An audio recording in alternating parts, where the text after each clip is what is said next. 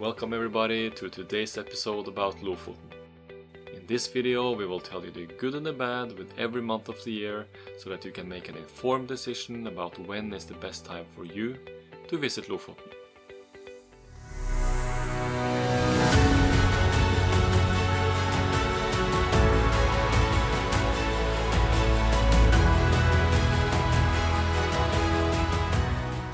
Most people visit Lofoten in the two main seasons, either in the summer season, which lasts from the middle of June to the end of August, or in the winter season, which lasts from the beginning of February to the end of March. If you want to visit Lofoten outside of these periods, then you will have the advantage of often feeling like you have the whole place to yourself.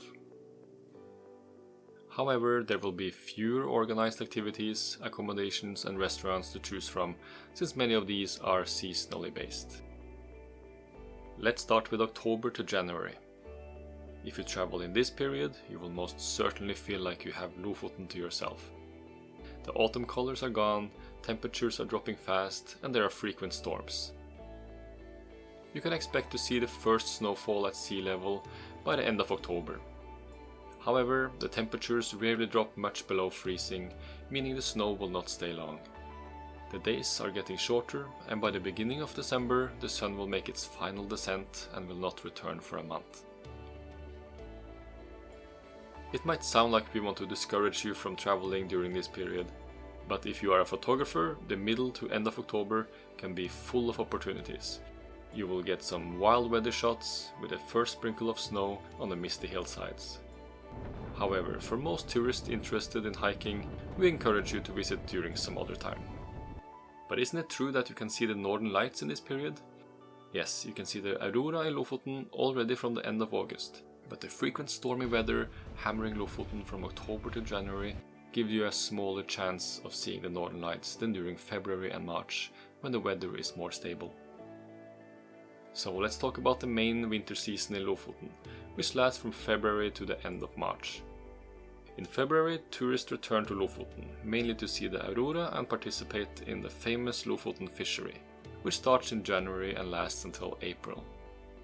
Even if you don't participate in the Lofoten fishery, you can still see and smell the fish hanging on the drying racks everywhere on the islands.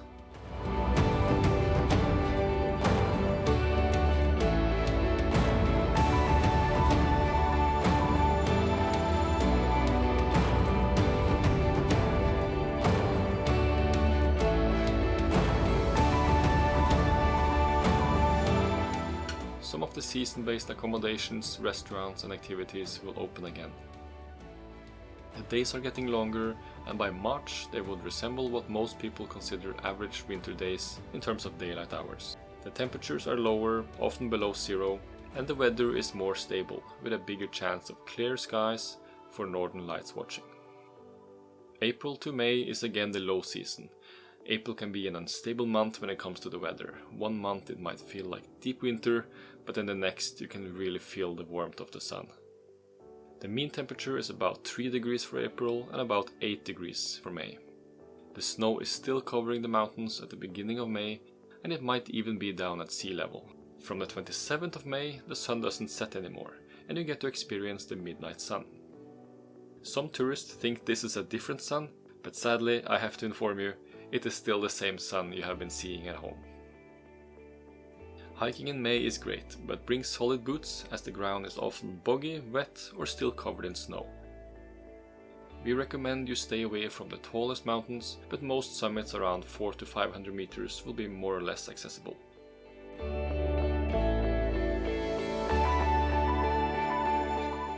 Around the middle to the end of May, you really feel like spring has arrived with its beautiful flowers popping up everywhere.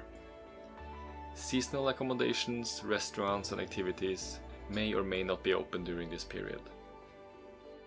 The fishermen will take down the cod from the drying racks in May, but you might still see the fish heads drying outside until June.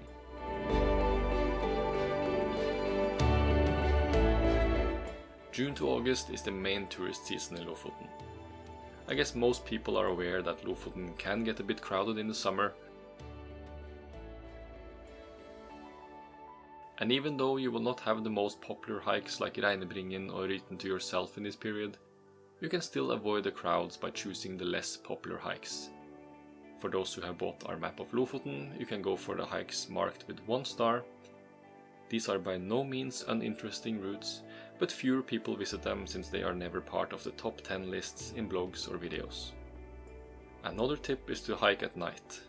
It might sound strange, but the sun is up 24/7, so if your schedule allows it, do it. It's a special feeling to stand on top of a mountain in Lofoten at midnight in daylight. The temperatures in the summer can vary a lot, from around 5 degrees all the way up to 30 on a very hot day, so make sure you pack clothes for all kinds of weather. By the end of July, the sun dips below the horizon and you can again experience the beautiful sunsets. That's one of the reasons we prefer traveling to Lofoten in August instead of July.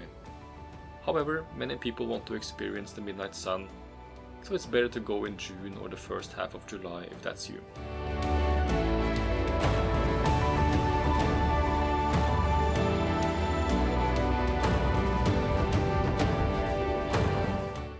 Accommodations, restaurants and organized activities are open in the summer, but now you have to remember to book in advance as they are booked fast.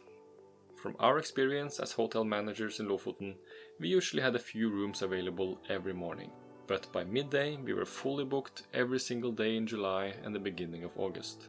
Some accommodations are fully booked even several weeks ahead. Then we are left with only 1 month, September. We did this intentionally as this is our favorite month in Lofoten. In most European countries, the school year starts at the beginning of September, therefore there are significantly fewer tourists already from mid-August. In September you still have lots of light, the temperatures are neither too high nor too low, and the prices for accommodations are more attractive since many hotels turn their prices up for June, July and August. In Lofoten, the autumn colors show in the last part of August and last for about 3 weeks. So to sum it up, in September you got autumn colors, beautiful sunsets, fewer people, northern lights and lower prices. That sounds like a pretty good month to me. Some restaurants and activity providers close down at the end of August. However, a few companies still organize fishing tours, eagle safaris and other activities further into the autumn. Most accommodations stay open at least until the end of September. We hope this video gave you some new perspectives on when to visit the Lofoten Islands and that you will have an unforgettable holiday up here in the north. Until next time, take care.